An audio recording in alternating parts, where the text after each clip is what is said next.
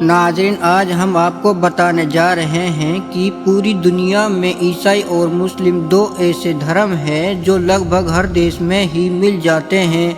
अब इस बात में कोई शक नहीं है कि जहाँ जिस समुदाय के लोग रहते हो वहाँ उनकी इबादत की जगह होना लाजमी बनता है। मगर क्या आप जानते हैं कि भारत का ही एक ऐसा पड़ोसी देश है जहां मुस्लिम और ईसाई समुदाय के लोगों के लिए वहां एक भी मस्जिद और चर्च नहीं है। जी हाँ, सही सुना आपने, एक ऐसा देश जहां एक भी मस्जिद नहीं है और उस देश का नाम भूटान है। नेपाल और चीन की तरह ही भूटान भी भारत का एक पड़ोसी मुल्क है। थिम्पू शहर में एक सामुदायिक भवन है जहां का एक कमरा मुस्लिमों की नमाज के लिए तय है। आइए जानते हैं कि कैसे भूटान में मुस्लिम आबादी के बाद भी आधिकारिक तौर पर कोई मस्जिद नहीं है। भूटान की कुल आबादी 7.5 लाख के आसपास है और 84% आबादी बौद्ध धर्म के मानने वालों की है। वहाँ बौद्ध मंदिर और मठ काफ़ी है। दूसरे नंबर पर वहाँ हिंदू आबादी है जो 11% है। उनके मंदिर और धर्म स्थल हैं। कुछ साल पहले भूटान के राजा ने काफ़ी शानदार हिंदू मंदिर का निर्माण भी करवाया था। भूटान में मुस्लिम आबादी करीब 1% है। भूटान में मुसलमानों की जनसंख्या 5 से 7 हज़ार के आसपास है।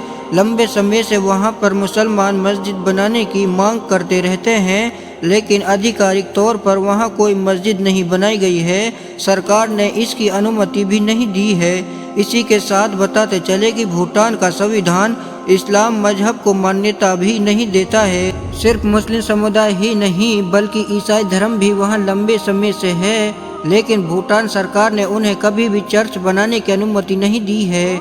बता दें कि भूटान में ईसाइयों की आबादी करीब 30 हज़ार है और यह लोग मूल तौर पर नेपाली हैं। इस देश में ना तो कोई ईसाई मिशनरी और ना ही कोई चर्च है। भूटान का क्षेत्रफल की तुलना में भारत का सबसे छोटा राज्य गोवा क्षेत्रफल में उसके 5वें हिस्से के बराबर है, लेकिन वहाँ की आबादी गोवा से दोगुनी है।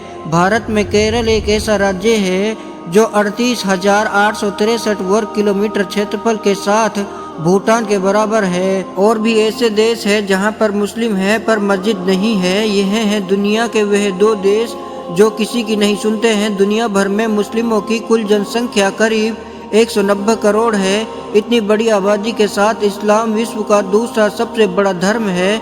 इसके बावजूद दुनिया में कुछ ऐसे देश हैं जहां मुस्लिम आबादी होने के बावजूद कोई मस्जिद नहीं है। जी हाँ, यह सुनने में थोड़ा अजीब व गरीब जरूर लग सकता है, लेकिन यह सच है। दुनिया के कुल आबादी में 195 देशों में से 2 देश ऐसे भी हैं जहां मुस्लिम आबादी की इबादत के लिए मस्जिद मौजूद नहीं है। यहाँ मस्जिद बनाने की मांग को लेकर कई बार विवाद भी हुआ है। इसके बावजूद सरकार ने यहाँ मस्जिद बनाने की इजाज़त तक नहीं दी है। लिहाजा यहाँ रहने वाली मुस्लिम आबादी को कल्चरल सेंटर या फिर घरों में ही अल्लाह की इबादत करनी पड़ती है। यूरोप के स्लोवाकिया और इस्टोनिया में नहीं है एक भी मस्जिद।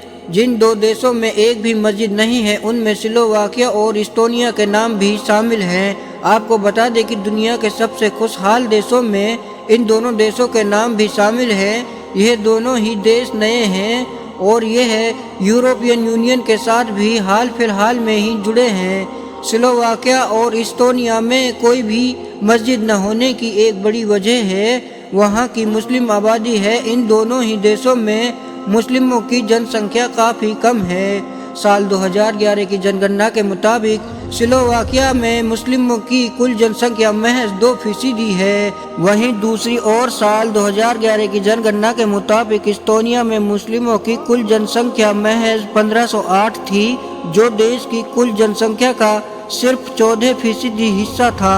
हालांकि इस बात में कोई दो राय नहीं है कि बीते 10 सालों में यहाँ मुस्लिम आबादी की जनसंख्या में अच्छी खासी बढ़ोतरी हुई होगी।